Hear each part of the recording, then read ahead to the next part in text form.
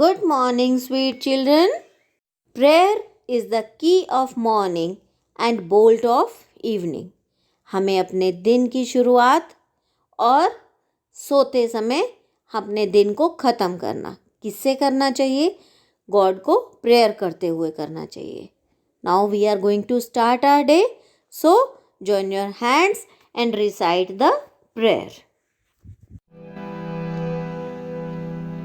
सिमरन से मन कर्म से जीवन इस जग को महकाए हम ज्ञान और कर्म के दो पंखों से आगे बढ़ते जाए हम सिमरन से मन कर्म से जीवन इस जग को महकाए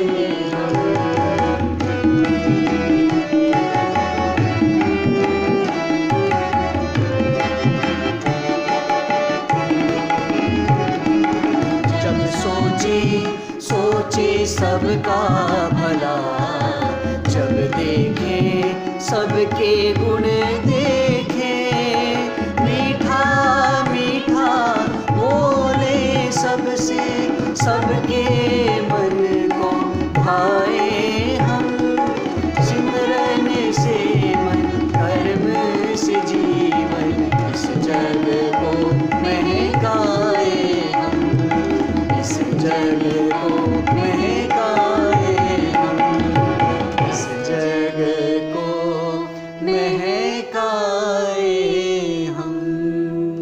We will start chapter number 18 of your reader book. Be glad your nose is on your face. This is a poem given on page number 111 of your reader book. And the poet of this poem is Jack Prelutsky. Jack Prelutsky was born on 8th of September 1940. He is an American writer of children's poetry and written more than 50 poems for children. He has won the Children's Poet Laureate Award also. He lives in Seattle, Washington, USA. A centipede, carpenter, kitty caught a caterpillar are some of his famous creations. God has given us a very beautiful body. So many body parts are attached with it, and every part of the body is on the right place. हमारा हर एक body part अपनी सही जगह पर है. Arms अगर यहाँ ना होती, हमारी लेग्स की जगह होती, तो हम कैसे चल पाते और कैसे अपना काम कर पाते, है ना. अब हमारा फेस है, फॉरहेड, आईज, नोज, माउथ, चिन, हर चीज बिल्कुल सही जगह पर है ना. हमारे 5 सेंस ऑर्गन्स हैं, जिनमें से नोज एक है. नोज हमें स्मेल के बारे में बताती है, हम इससे स्मेल करते हैं. और जो छोटे बेबीज होते हैं ना, इन्फेंट्स जिन्हें बोलते हैं, छोटे बेबीज बिल्कुल, वो कितना मर्जी रोते हो, अपनी मम्मा के पास आते ही चुप हो जाते हैं, क्योंकि उन्हें अपनी मम्मा की स्मेल पता होती है ना. स्मेल करते हैं ना, अपनी छोटी सी नोज से मम्मा को स्मेल कर लेते हैं वो, और एकदम से चुप हो जाते हैं, है ना. Imagine your body parts. We were talking about nose, चलिए हम नोज की ही बात करते हैं. What would happen if it is placed in our hair. हमारे बालों में अगर हमारी नोज होती, या हमारे कान में होती, और ऑन आवर फुट, हमारे पैर पर हमारी नोज होती, तो क्या होता? क्या ये ठीक होता? Today we will do a poem, a funny poem, you can say a funny poem, be glad your nose in your on your face. कि खुश रहो, तुम्हारी नोज तुम्हारे फेस पर है. This is a funny poem. But before starting the poem, let us do the new words of the poem. Number 1 is sandwiched. SANDWICHED. Sandwiched. It means to insert between two things. दो चीजों के बीच में किसी चीज को लगाना. That is called sandwiched. Tickled. TICKLED. Tickled. Touched lightly. That causes discomfort. यानी गुदगुदी. गुदगुदी कहते हैं ना, हम किसी को हल्का सा अगर छुएं तो उसको डिस्कम्फर्ट यानी कि परेशानी होती है, हंसी छूटती है, उसको हम कहते हैं गुदगुदी करना. That is tackle. Catastrophe. CATASTROPHE. Catastrophe means disaster. So these are the new words of this poem. Now we will read the poem. आप भी मेरे साथ रीड करेंगे और इसका मीनिंग समझेंगे. Be glad your nose is on your face, not pasted on some other place. तुम खुश रहो क्योंकि तुम्हारी नोज तुम्हारे फेस पर है और not pasted on some other place मतलब इधर उधर किसी भी जगह पर नहीं लगी हुई. For if it were where it is not, you might dislike your nose a lot. क्योंकि अगर ये कहीं और होती तो तुम सबसे ज़्यादा नापसंद अपनी नोज़ को करते. Imagine if your precious nose were sandwiched in between your toes. Imagine करिए कि आपकी जो प्रेशियस नोज़ है, सैंडविच्ड मतलब आपके दो टोज़ के बीच में है. That clearly would not be a treat. वो एक अच्छी सिचुएशन नहीं होती. क्यों? For you would be forced to smell your feet. क्योंकि आपको हर टाइम अपने फीट को स्मेल करना होता, अपने पैरों को स्मेल करना पड़ता. Your nose would be a source of dread were it attached atop your head. आपके लिए एक बहुत भयानक सिचुएशन होती अगर वो आपके सर पर लगी होती. It soon would drive you to despair, forever tickled by your hair.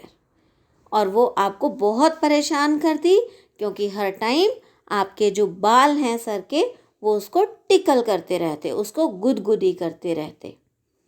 Within your ear, your nose would be an absolute catastrophe.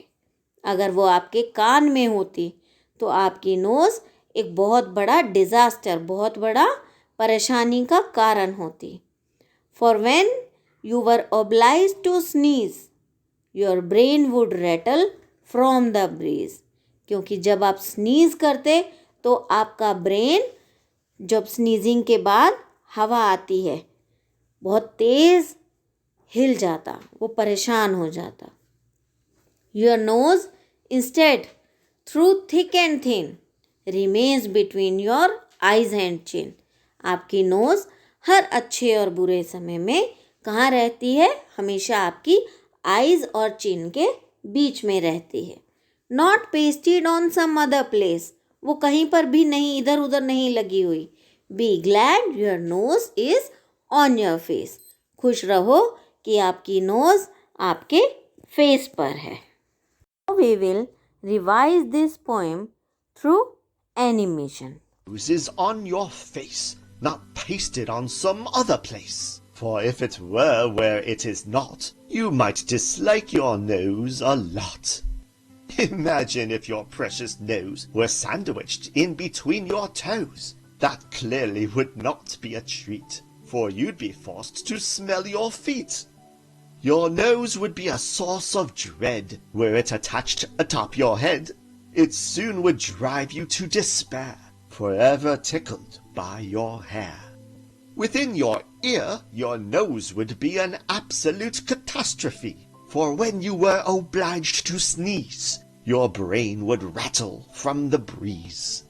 Your nose instead, through thick and thin, remains between your eyes and chin, not pasted on some other place. Be glad your nose is on your face. I hope you all have understood the meaning of this chapter. Is this poem? आपको अच्छे से समझ में आ गया ना? तो चलिए अब हम करते हैं इसका बुक वर्क। अब ये पोएम है, इसके क्वेश्चन आंसर तो हम नहीं करते, है ना? पोएम के क्वेश्चन आंसर नहीं करते, हम बाकी बुक वर्क इसका कंप्लीट करते हैं। This is the exercise number 1 of this chapter. Choose the correct option. The poet says to be glad that your nose is on your. Poet ने क्या कहा है कि खुश रहो, तुम्हारी नोज कहाँ है? टोज, फेस और head? Yes, your nose is on your face. Imagine if your precious knows was dash between your toes. Imagine कीजिए आपकी प्रीशियस नोज टोज में के बीच में क्या हो गई है? सैंडविच हो गई है, प्लेस हो गई है, स्टक हो गई है. द वर्ड कैटेस्ट्रॉफी मीन्स, ये तो आपने वर्ड न्यू वर्ड्स में भी किया था. तो कैटेस्ट्रॉफी का क्या मतलब था? Great disaster. 4th, dash would have tickled your nose if it was placed on the head. आपके नोज को कौन टिकल करता अगर वो आपके सर पर लगी होती? बर्ड, फेदर या hair? And the last one is dash must remain between your eyes and chin as mentioned in the poem. Poem में क्या कहा गया है कि वो आईज और चिन के बीच में किसे रहना चाहिए? नोज, लिप्स या teeth? Next, true and false. You have to write T for true statement and F for false statement. Nose is always found between eyes and chin. Nose always कहाँ मिलती है? आईज और चिन के बीच में. Second, you could smell your feet easily if nose was pasted on your ankle. अगर आपकी knows ankle पर paste होती तब आपको फीट आसान हमेशा स्मेल करने पड़ते. Third, if your nose was placed on your ears, the brain would freeze due to the breeze. तो आपका ब्रेन, अगर आपकी नोज आपकी ईयर पर लगी होती तो आपका ब्रेन फ्रीज हो जाता जब स्नीजिंग के दौरान ब्रीज हवा आती है. Nose hair tickles the head often. जो नोज हेयर होते हैं वो हमारे हेड को टिकल करते हैं. One should not be thankful to God for placing the body parts appropriately. हमें गॉड का थैंकफुल नहीं होना चाहिए कि उन्होंने हमारा हर बॉडी पार्ट सही जगह पर लगाया है. Next is my word bank. You have to fill the blanks with make or do. आपने जहाँ पर make आना चाहिए वहाँ make लगाना है, जहाँ do वहाँ पर do लगाना है. I always dash careless mistakes in maths. Mistakes को हम क्या करते हैं? make या do? Make. I always make careless mistakes in maths. She will dash the dishes after the guests have left. She will do the dishes after the guests have left. Venkat likes to make his bed on his own. And last one is Soya likes to make her own breakfast. So you will do these exercises in your book. Care of yourself. Thank you.